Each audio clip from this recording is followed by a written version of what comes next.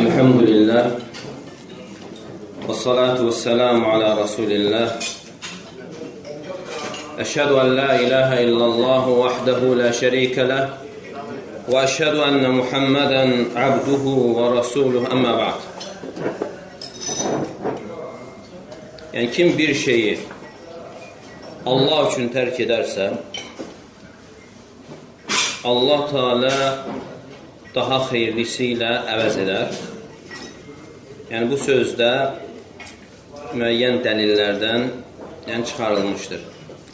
Həqiqətən şəhvətlərin insan nəfsi üzərində hökmranlığı vardır və qəlblərdə möhkəmləşməsi və buna görə də o nəfsi istəkləri tərk etmək ağırdır, çətindir və ondan xilas olmaq da çətindir.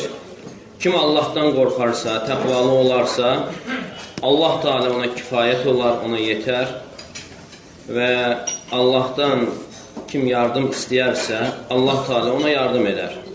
Çünki Allah Teala Talaq surəsi 3-cü ayədə buyurur: "Və men yetəvəkkəl alallahi fəhuve hasbuh." Yəni kim Allaha təvəkkül edərsə, Allah ona kifayətdir. İnsan o çətinliyi, məşəqqəti nə vaxt tapır? Vərdiş etdiyi, öyrəşdiyi bir şeyi tərk etməkdə çətinlik tapır o vaxt ki, onu Allahdan başqası üçün tərk edər. Əgər Allah üçün olarsa, yəni vərdiş etdiyi şeyləri Allah üçün tərk edərsə, yəni ixlaslı olarsa, onu tərk etdiyi zaman onda böyük bir məşəqqət, çətinlik hiss etmir. Yalnız ilk başlanğıcda o çətinliyi hiss edir və bu da onun yoxlanması üçündür. İmtihana çəkilməsi üçündür ki, yəni o bunu tərk etməkdə sadiqdir, doğrudur, yoxsa yalançıdır. Əgər o ilk mərhələdə səbr edərsə çətinliyə və ondan sonra artıq o ləzzətə çevrilər. Və nə qədər insanda harama rəğbət artarsa və nəfsində ona meyl yaranarsa və ona düşmək üçün istəklər çoxalarsa və onu tərk etdiyi zaman onun əcri, savabı daha böyük olur. Və nəfsinə qarşı vuruşduğuna görə savab qat-qat artıq olur. Və insanın nəfsində haram şəhvətlərə meylin yaranması bu təqvaya zidd deyildir. Əgər insan o şəhvətlərə qurşanmırsa və ona nifrət etmək üçün nəfsinə qarşı vuruşursa, əksinə bu özü cihad sayılır.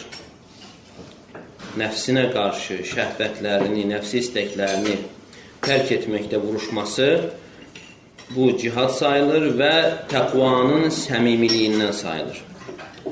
Və bundan sonra kim bir şeyi tərk edərsə Allah üçün, Allah Teala daha xeyirlisi ilə onu əvəz edər və əvəz olunması da müxtəlif olur.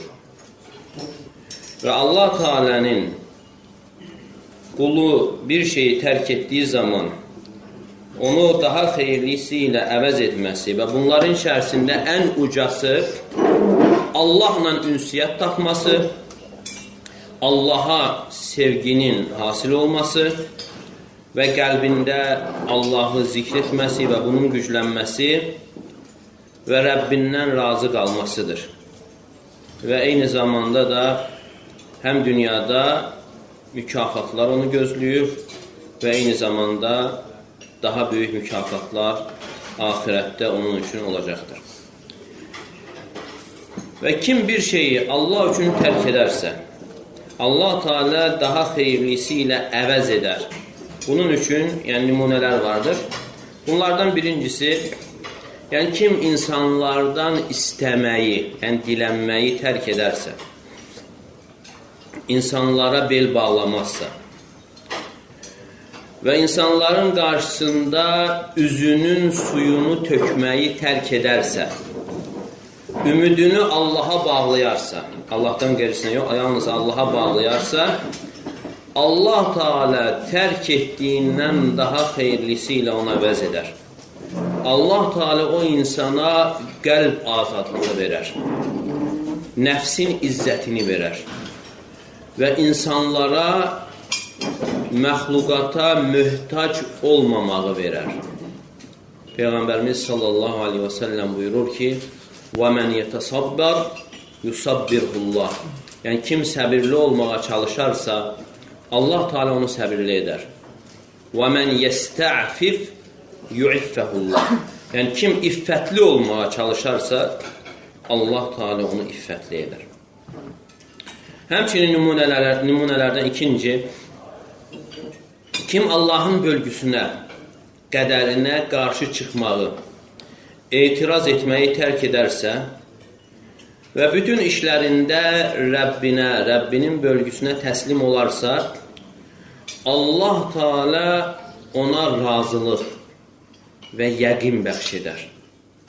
وَأَرَاهُ مِنْ حُسْنُ الْعَاقِبَةِ Və bu işin sonunda ona gözəl aqibəti göstərər, heç onun ağlına gəlmədiyi gözəllikləri ona göstərər. Həmçinin nümunələrdən üçüncü, وَمَنْ تَرَكَ الذِّهَبْ لِلْعَرَّافِينَ وَالسَّحَرَ رَزَقَهُ اللّٰهُ الصَّبْرِ Yəni, kim kahinlərin və seyirbazların yanına getməyi tərk edərsə, Allah Teala ona səbir bəxş edər. Təvəkkülün doğruluğunu, yəni doğru təvəkkül ona bəxş edər və tövhidi doğrultmağı ona bəxş edər. Və həmçinin وَمَنْ تَرَكَ التَّكَالُ عَلَى الدُّنْيَا جَمَعَ اللّٰهُ لَهُ أَمْرًا Kim dünyaya qapanmağı tərk edərsə, yəni dünyaya bütövlüyü ilə yönəlməyini tərk edərsə, Allah Teala onun işlərini toplayar, bir araya gətirər və onu qəlbən zəngin edər və dünya istəmədiyi halda ona gələr. Yəni, bunlar hamısı hədislərdən çıxarılan nümunələr. Necə ki, bu hədis Tirmizidə keçir, səhih hədisdir. Peyğəmbərimiz sallallahu aleyhi və səlləm buyurur ki, Mən kənətil əxirətu həmməhu cəaləllahu ğinahu fi qalbihi Yəni, kimin əsas dərdi, onu düşündürən axirət olarsa, Allah Teala o insanı qəlbən zəngin edər və onun işlərini bir araya toplayar. Yəni, işlərini yoluna qoyar. وَأَتَتْهُ الدُّنْيَا وَهِيَ رَاغِمَةٌ Və dünya istəmədiyi halda ona gələr. Kimin isə əksinə, وَمَنْ كَانَتِ الدُّنْيَا həmmə Kimin əsas dərdi dünya olarsa, جَعَلَ اللّٰهُ الْفَقْرَ بَيْنَ عَيْنِهِ Allah Teala kasıblığı onun gözünün qarşısında edər. Və onun işlərini dağıdar və ona yalnız yazılmış ruzi gələr və yaxud o da çətin halda gələr. Həmçinin nümunələrdən kim Allahdan başqasından qorxmağı tərk edərsə, qorxuda Allahı təkləşdirərsə, yalnız Allahdan qorxarsa, Allah Teala onu boş qorxulardan, heyecanlardan, vahimələrdən qoruyar. وَأَمَّنَهُ اللّٰهُ مِنْ كُلِّ شَيْءٍ Yəni, Allah Teala onu hər şeydən əmin edər. Və artıq onun bütün qorxuları əminamanlığa və salamatçılığa çevrilər. Və həmçinin nümunələrdən kim yalanı tərk edərsə və daima doğru danışarsa, bütün etdiyi və tərk etdiyi işlərin hər birində o insan doğruluğa və doğru danışmağa müvəffəq olar, hidayət olar və Allah qatında siddiqlərdən, doğru danışanlardan yazılar. Və həmçinin o insanlar arasında dillər əzbəri olar, ona hörmət olunar və onun sözü dinlənilər. Və həmçinin nümunələrdən kim boş mübahisəni tərk edərsə, haqlı olduğu halda, haqlı olsa belə, onun üçün cənnətin kənarında bir ev zəmanət verilmişdir. Və həmçinin o insan boş mübahisələrdən, faydasız mübahisələrdən salamat qalar və qəlbinin saflığını qorumuş olar və həmçinin öz eyiblərinin açılmasından əmin olar.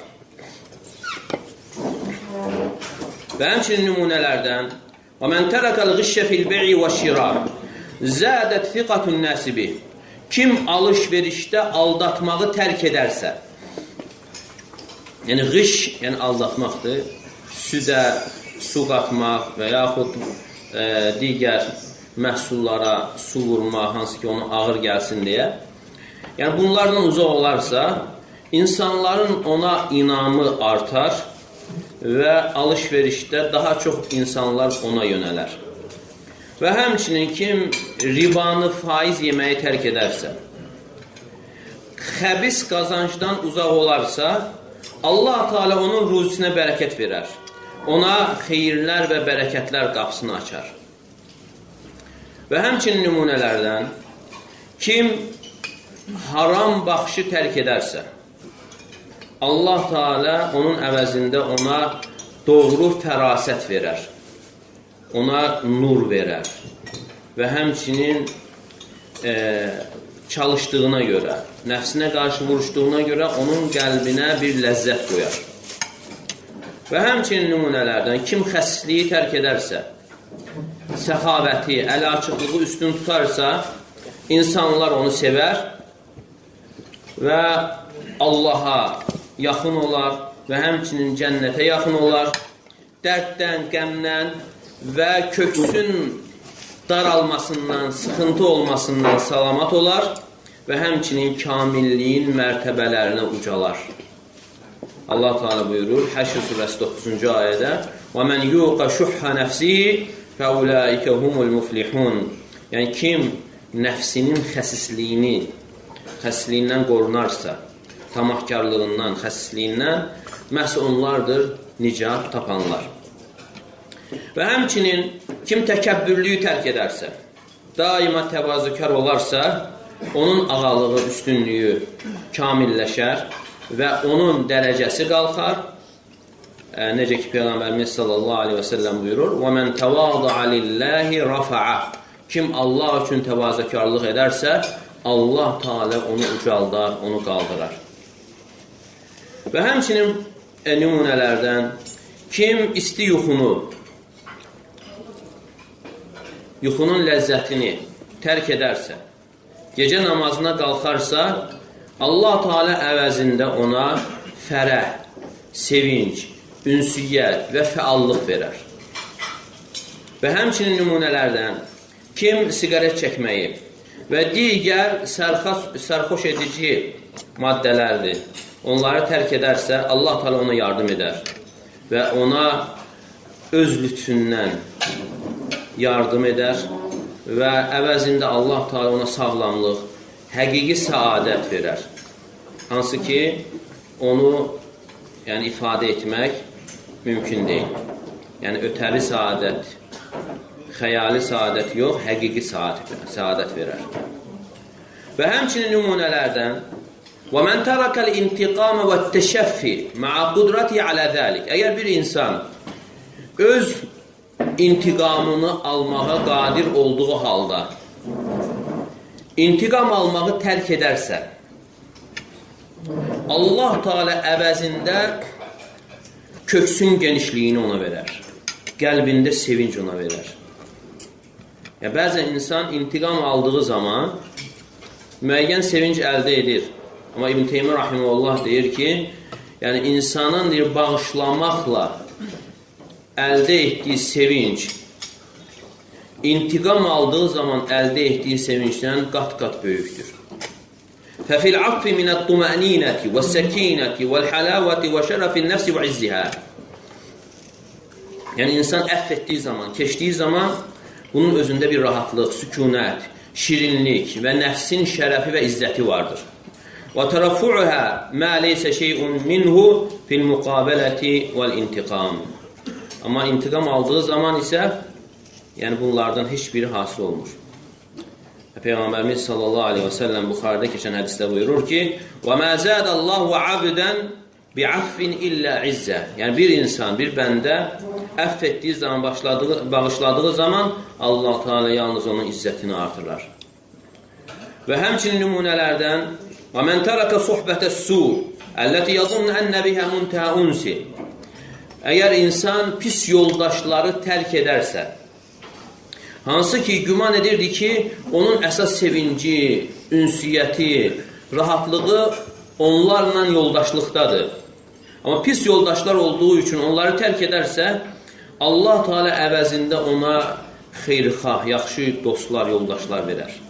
Yəcidu indəhum mut'ətə vəl-fəidə. Yəni, o insan o sevinci, o faydanı, o yaxşı dostlarda tapar. Və yənəlu min cərrai musahabətihim və muaşərətihim xeyrəyi dünya vəl-əxirə. Və onlarla davrandığına görə, yoldaşlığına görə həm dünya və həmçinin axirət xeyirlərini əldə edər. Və həmçinin nümunələrdən kim çox yeməyi tərk edərsə, toxluqdan salamat qalar. Və digər xəstəliklərdən salamat qalar. Yəni, bütün xəstəliklərin başı toxluqdur. Çünki çox yeyən çox içər, çox içən də çox yatar və çox yatan insan da çoxlu xeyirlər ötürər.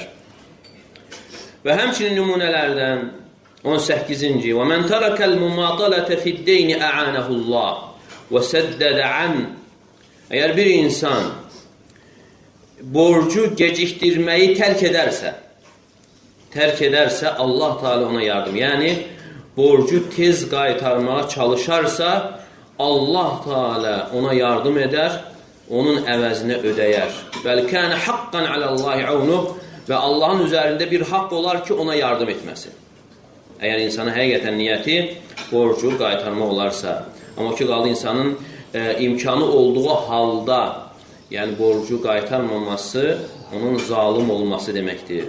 Çünki Peyğəmbərimiz sallallahu aleyhi və səlləm buyurur ki, İnnəl mumatələ, yəni mumatələ maqbul qani zulmun, yəni imkanlı insanın, zəngin insanın, yəni imkanı olan insanın borcu gecikdirməsi zülümdür. Yəni, imkanlı insan bildiyi halda ticarətə buraxır pulu, amma başqasının borcunu vermirsə, o insan zalim sayılır.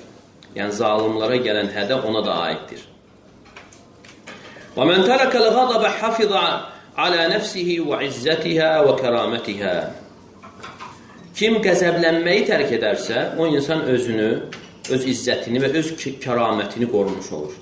وَنَا بِهَا عَنْ ذُلِّ الْاِعْتِذَارِ وَمَغَبَّةِ النَّدَمِ. Və bununla artıq üzür istəməyin zəlilliyindən və peşmançılığın pis aqibətindən uzaq olmuş olar. Və həmçinin o müttəqilərin zümrəsinə, dəstəsinə daxil olanlardan olar. Əl-kâziminəl qayr, hansı ki, Quranda keçir, o kəslər ki, yəni qəzəblərini boğarlar. Və bir kişi Peyğəmbər sallallahu aleyhi və səlləm yanına gəlir və deyir ki, ya Rasulullah, avsini, ey Allahın Rasulü sallallahu aleyhi və səlləm, mənə tövsiyə et və deyir ki, lə tağdab, qəzəblənmə.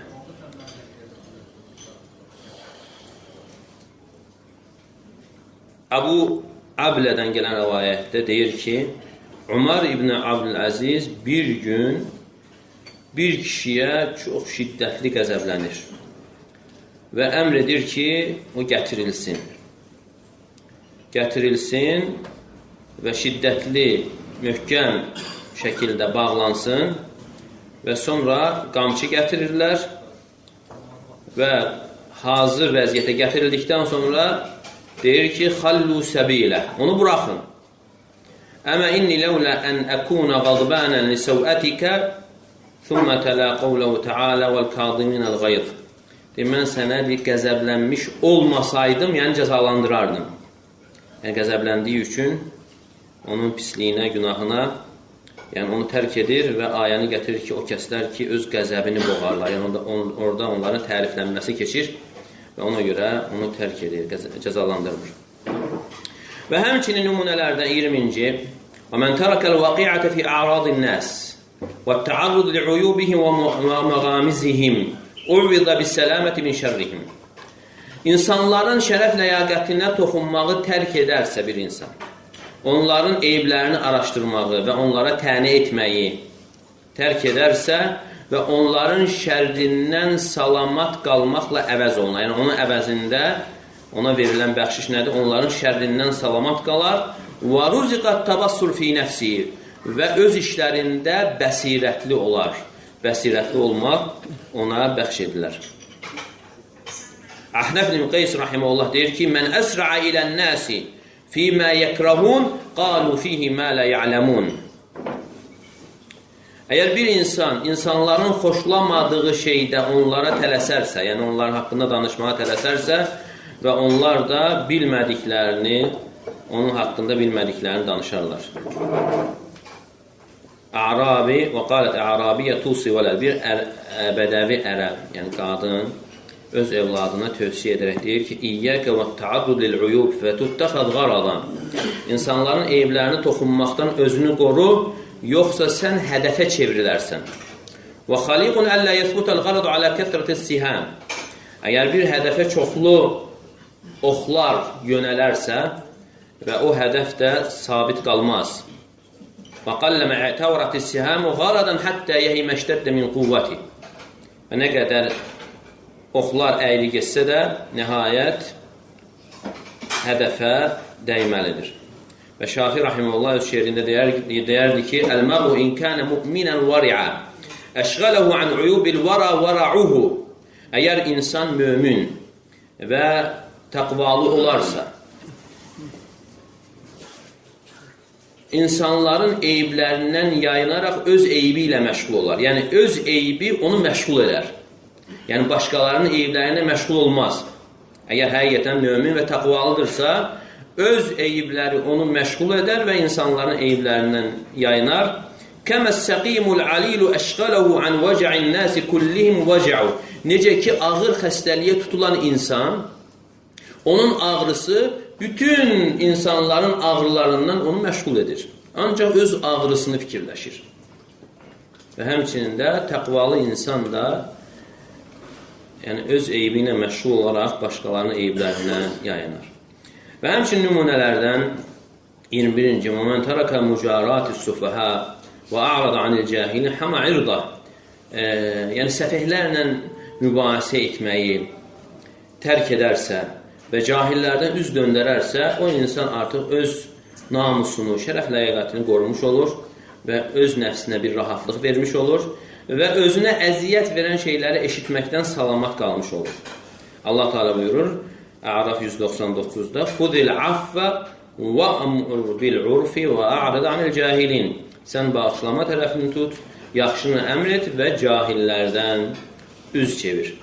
Həmçinin nümunələrdən 22-ci "Və mən tərəkəl həsəd səlimə min ədrarihil mütənəvviə." Kim bir həsədi tərk edərsə, onun əvəzində, yəni onun müxtəlif zərərlərindən salamat qalar.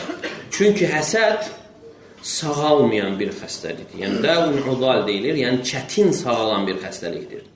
Və həmçinin öldürücü bir zəhərdir. Və çox pis əxlaqdır. Nankör insanların əxlaqıdır. Və min lu'mil həsədi ənəhu muvakkəlun bil ədnə fəl-ədnə minəl əqali vəl-əkfə vəl-xulata vəl-mə vəl-ixvan. Və onun yəni, pis nəticəsindəndir ki, insanı get-gedə aşağı salır, yəni həmişə pis vəziyyətdə olur. Ona görə hikmətli insanlardan biri deyir ki, mən mə rəaytu zalimən əşbə bi mazlum minəl həsud.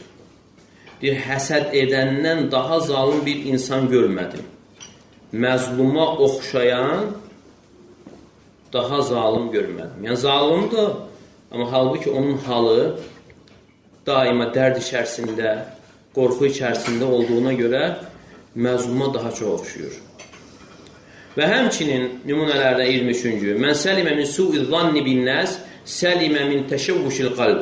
Kim insanlara pis zənn etməkdən salamat qalarsa, qəlbin dağınıqlığından salamat qalar və həmçinin fikrini toplaya bilər. Çünki pis zəndə olmaq sevgini pozur, sevgini körlayır və insana dərd, qəm gətirir, kədər gətirir. Və buna görə də Allah Teala bizi bundan çəkindirmişdir. Ya eyyuhəllezina amanu cətənibu kəsiran minəz-zann inne ba'daz-zanni ism. Ey iman gətirənlər, siz zənnin çoxundan çəkinin. Həqiqətən onun bəzisi günahdır. Yəni burada alimlər faydalı olaraq çıxarır ki, baxın Allah Teala deyir ki, zənnin çoxundan çəkinin, amma bəzisi günahdır. Zənnin bəzisi günahdır. Yəni demədi bəzisindən çəkinin. Yəni deyir ki, çoxundan çəkinin ki, o bəzisinə də düşməyəsiniz.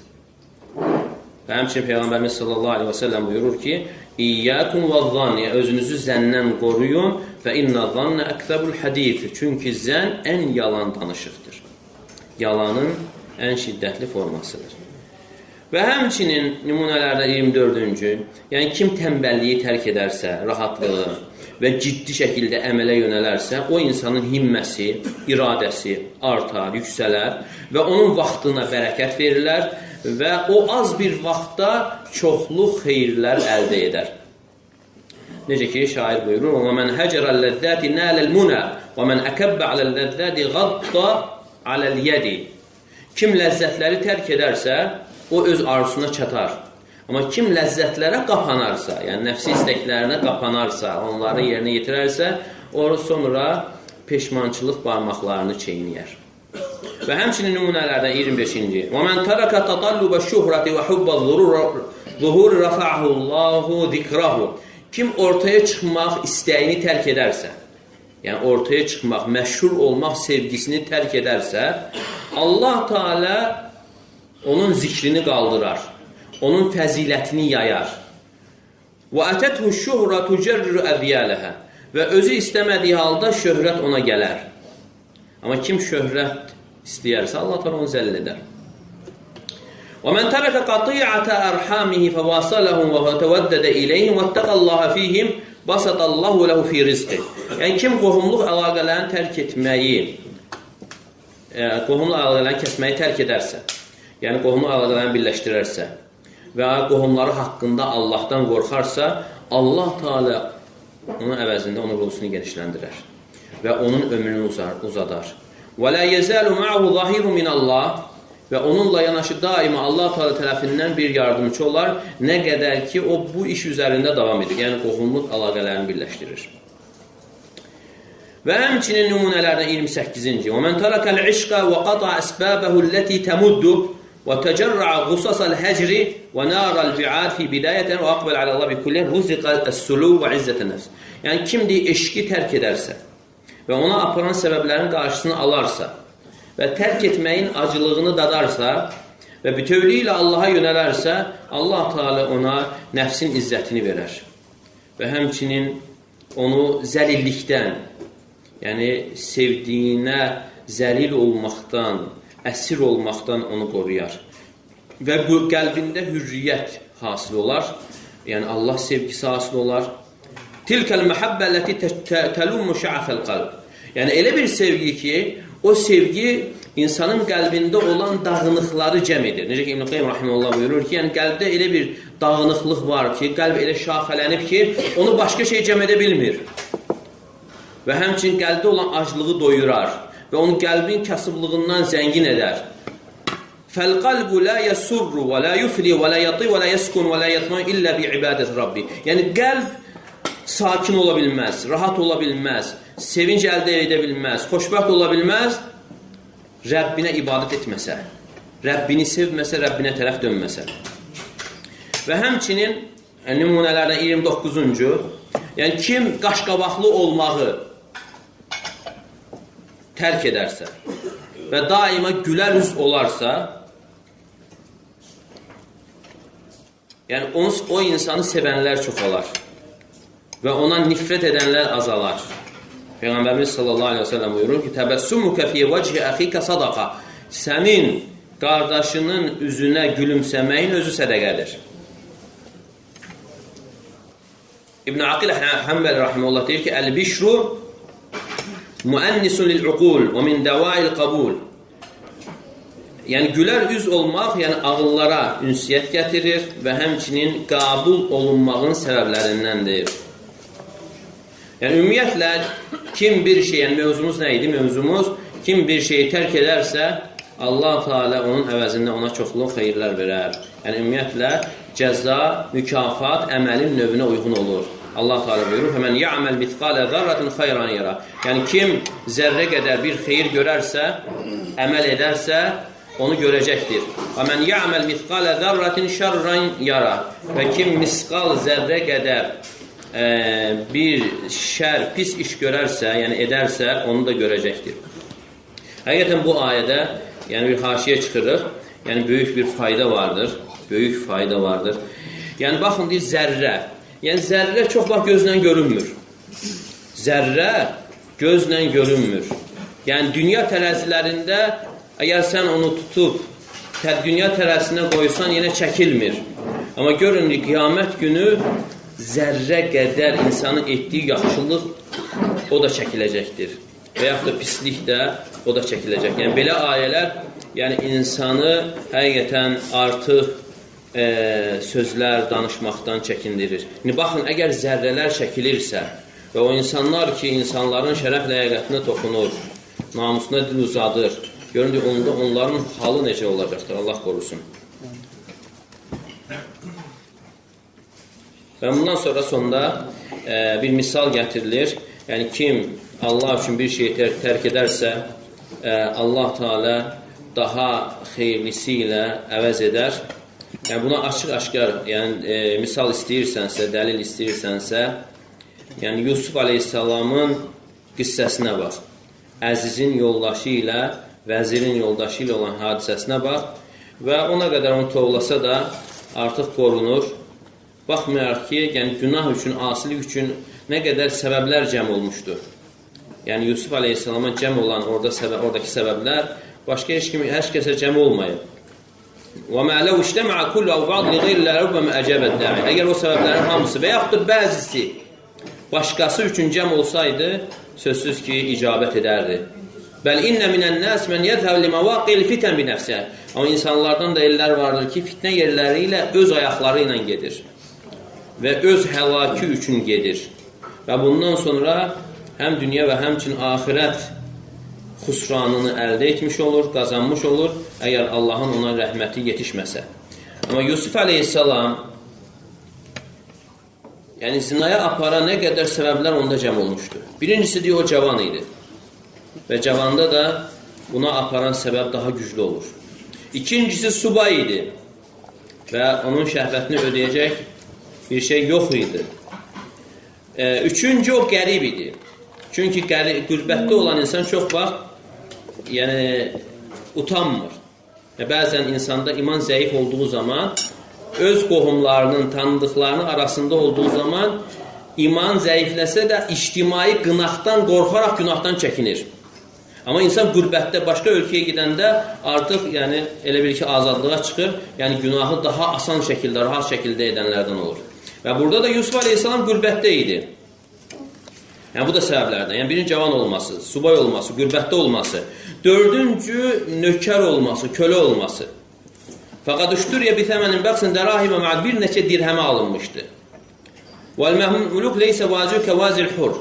Yəni kölə insanda onu çəkindirəcək bir şey o qədər olmur. Yəni azad insana nisbətdə, yəni azad insanda daha qürur, vaziyə daha güclü olur.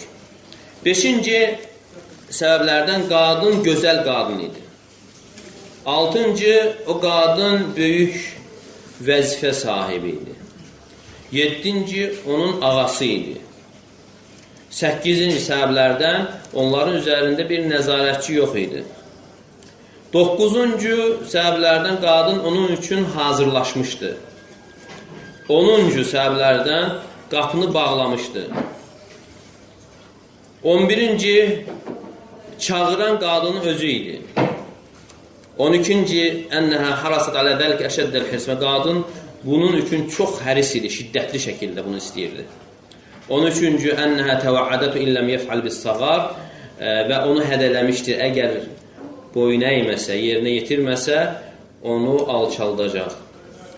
Və ma'hədiyyət dəva'i sabara itharan. Yəni bu hədələrə, bu kimi səbəblərə baxmayaraq Yusuf Aleyhisselam səbr edir Allah qatında olanları üstün tutaraq fənələ səadətə vəl-izz fid-dünya, o həm dünyada və həmçinin axirətdə izzətə nail olur və cənnətdə də onu gözəl yerlər gözləyir və bundan sonra dünyada ikən ağa olur və əzzin yoldaşı isə bundan sonra köləyə çevrilir və həmçinin bəzi rəvayətləri gəlmişdir ki, o demişdir ki, Subhanə mən sayyərəl mulukə bi zillil ma'asiyyəti məməlik. Günahın zəlilliyi ilə hökümdarları nökərə çevirən Allah münəzzəhdir. Və mən cəalə məməlikə bi izzid ta'ati mulukə. Və itaətin izzəti ilə kölələri də padişaha çevirən Allah münəzzəhdir. Və buna görə də ağıllı insan, qətiyyətli insana vacib olan işlərində bəsirətli olmasıdır, həmişə işlərin nəticəsinə baxmasıdır və fani ləzzəti əbədi qalan, davamlı ləzzətdən üstün tutmamasıdır. Allah Teala istəyirik ki, Allah Teala hər birimizin qəlbində imanı sevdirsin və onu gözəlləşdirsin və hər birimizə asiliyi, küfrü və günahı pis göstərsin, fasiqliyi pis göstərsin və bizi eşidib, yaxşısına tabi olanlardan etsin. Və sallallahu aleyhi və Muhammed və alə alihi və sahbihi və səlləm. İxlasla.com saytı tərəfindən təqdim olundu.